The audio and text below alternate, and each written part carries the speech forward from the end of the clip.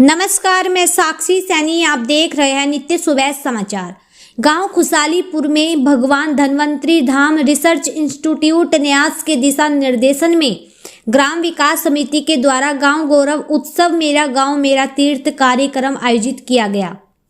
कार्यक्रम में मुख्य अतिथि के रूप में देहरादून से पहुंचे स्वामी अनुपमानंद महाराज जी के सानिध्य में एक जोड़े की शादी कराई गई। स्वामी जी ने कहा कि सभी अपने लिए जीवन जीते हैं। उन्होंने कहा दूसरों के लिए भी जीवन जीना चाहिए, तभी हमारा जीवन सार्थक बनेगा। कार्यक्रम में बताया गया कि हम अपने गांव को ही तीर्थ के रूप में सजा कर रखे। उन्होंने नारा दिया, मेरा गांव मेरा तीर्थ है। उन्होंने बताया कि हमको अच्छी शिक्षा ग्रहण करके नौकरी के पीछे नहीं भागना चाहिए, बल्कि स्वरोजगार अपना कर दूसरे व्यक्तियों को रोजगार दे सके। इस दौरान एक जोड़े की शादी भी कराई गई और सभी भक्तजनों ने आशीर्वाद लेकर लंबी आयु की कामना की। कार्यक्रम में अन्य वक्ताओं ने भी आयुर्वेद के बारे में विस्तार से जानकारी देते हुए कहा कि लंबी आयु के लिए, स्वस्थ स्वास्थ्य के लिए हमें आयुर्वेद पद्धति के अनुसार अपना जीवन व्यतीत करना होगा। इस दौरान महिला सशक्तिकरण के लिए व स्वरोजगार के लिए जैविक खाद एवं जैविक उत्पादों का उत्पादन करने के बारे में विस्तार से जानकारी दी गई। इस दौरान कृष्णानंद महाराज, स्वामी शिवम महाराज, ऑल इंडिया सैनी समाज के प्रदेश अध्यक्ष ओमपाल सैनी, विक्रम सिंह सैनी, करम सिंह सैनी, ऋषिपाल सैनी, अजय सैनी एवं राष्ट्रीय किसान यूनियन क्रांति के राष्ट्रीय अध्यक्ष विकास सैनी अपनी टीम के साथ मौजूद रहे।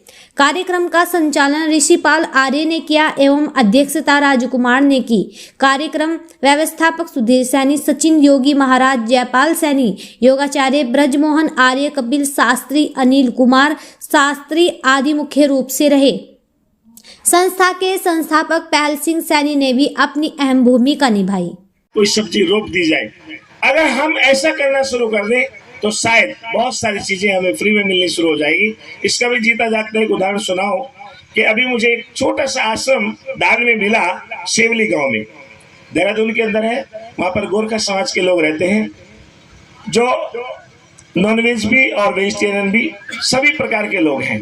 लेकिन मैंने क्या देखा, उस आश्रम में हमने तरह तरह के पौधों को रोपा और एक सेब को रोपा। डॉक्टर साहब विश्वास नहीं करेंगे, इतनी सेब उस पर लग रही है, अभी वर्तमान में लग रही है। और उसकी सेब की सब्जी को जब हम खाते हैं तो उसमें भूमि की खुशबू आ रही है, यानी मिट्टी की खुशबू आ रही है। उसमें लगी हुई जो सब्जी है उसमें भूमि की खुशबू आ रही है। क्यों? क्योंकि उसमें कोई फर्टिलाइजर, कोई किसी तरह का साइड इफेक्ट नहीं किया गया जिससे कि उसमें जहर आता। तो ये भूमि है जो हमें बहुत, भगवान धन्वंतरी उनके द्वार पर स्वास्थ्य आरोग्य लेकर प्रतिदिन अवेलेबल रहते हैं। अब वो समय कौन सा है ये शायद सभी को पता हो, अगर नहीं पता तो सब जान लें।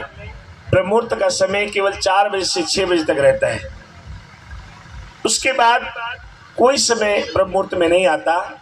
4 बजे से 6 बजे तक जो लोग जग जाते हैं और अपनी धार्मिक दैनिक क्रिया को कर लेते हैं, भगवान धन्वंतरी उन्हें आशीर्वाद देते हैं, आरोग्यता प्रदान करते हैं और वो हमेशा 100 साल का जीवन, उन्नत जीवन, सुंदर जीवन जीते हैं।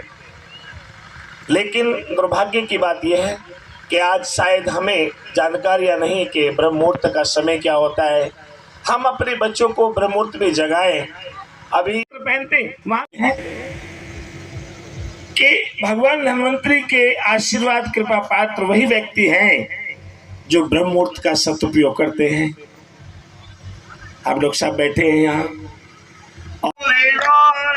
करुणावतारम संसारे सारम भुजगेन्द्रहारम, संसारे सारम भुजगेन्द्रहारम, सदा वसंतम हृदयारविंदे, सदा वसंतम हृदयारविंदे, भवं भवानी सहितं नमामि, भवं भवानी सहितं नमामि।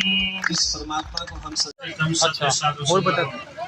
आज के इस प्रोग्राम के अध्यक्षता सम्माननीय राजकुमार जी अध्यक्षता कर रहे हैं इसकी, और सभी से प्रार्थना करूंगा कि जिसका भी नाम यहाँ लिया जाएगा वो अपने अपने भाव रखेंगे और फिर इन तपस्वी महात्माओं के श्रीमुख से हम आशीर्वाद प्राप्त करेंगे। बहुत सारी जानकारी जो हम इनसे अनभिज्ञ रहते हैं, लेकिन सब परोपकार के लिए जीते हैं।